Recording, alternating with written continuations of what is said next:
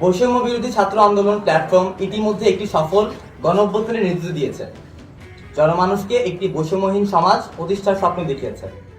কিন্তু এই সফলতার পরবর্তীতে স্বৈরাচার পতনের মধ্য দিয়ে দৃশ্যমান হলেও পরবর্তীতে নানা ধরনের সমন্বয়হীনতার দৃশ্যমান হয়েছে। সাধারণ শিক্ষার্থীদের কাছে সমন্বয়করা জবাবদিহিতা করছে না এবং নানা ধরনের সাফাই দিচ্ছেন, যেগুলো অনেকাংশেই একপাক্ষিক। প্রথম থেকেই যেসব সমন্বয়হীনতা ও অপরাজনীতির আভাস পেয়েছি আমরা, সেগুলোর তীব্র নিন্দা ও প্রতিবাদ জানাই আমরা। ভিসি, প্রক্টর ও প্রভোস্টদের পদত্যাগের যৌক্তিকতা ও অযৌক্তিকতা বিষয়ে নানা ধরনের বিতর্ক উঠে আসছিল। আমরাও তাদের পদত্যাগ চেয়েছিলাম, কিন্তু সেটা ধাপে ধাপে। ক্যাম্পাসে শিক্ষার্থীদের আগমন, তাদের নিরাপত্তা নিশ্চিতকরণ ও সকল প্রকার লেজুর ভিত্তিক ও দখলদারি দলীয় রাজনীতি নিষিদ্ধকরণের ব্যবস্থা করেই যেন ভিসি পদত্যাগ করে। কিন্তু কোনো মতামতকে যাচাই বাছাই না করেই সমন্বয়করা ক্যাম্পাসের ভবিষ্যৎ নির্ধারণ করে ফেলে। শিক্ষার্থীদের মতামত নিয়ে সমালোচনার সঠিক কোনো প্রক্রিয়া অনুসরণ করা হয়নি সমন্বয় কমিটিতে। আন্দোলন চলাকালীন সময়ে 24 সমন্বয়ক সংখ্যা ছিল 22 জন। আমাদের যে লিস্ট ছিল ওখানে 22 জন ছিল। কিন্তু পরবর্তীতে আগস্ট মাসের 5 তারিখ 24 সমন্বয়ক সদস্য সংখ্যা হয় 30 জন।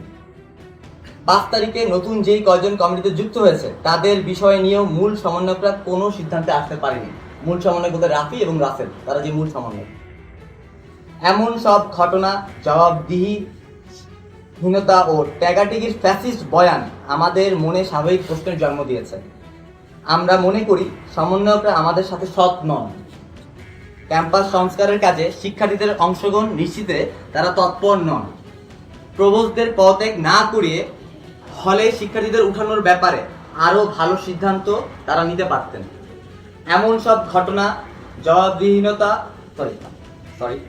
আমরা সাধারণ শিক্ষার্থীদের উদ্বেগকে গুরুত্বপূর্ণ মনে করি ও সাধারণ শিক্ষার্থীদের মতামতকে সম্মান জানাই।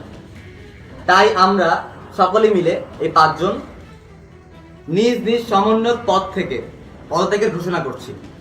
আগামীতে বৈষম্য বিরোধী ছাত্র আন্দোলনের ব্যানারে যেই সকল কর্মসূচি পালন হবে তার সাথে আমাদের কোনো যোগাযোগ নেই। সাধারণ শিক্ষার্থীদের পক্ষে আমরা সবসময় ছিলাম এবং আগামীতেও থাকব। ধন্যবাদ। এবার ভাইদের যত প্রশ্ন আছে এক এক করে করেন।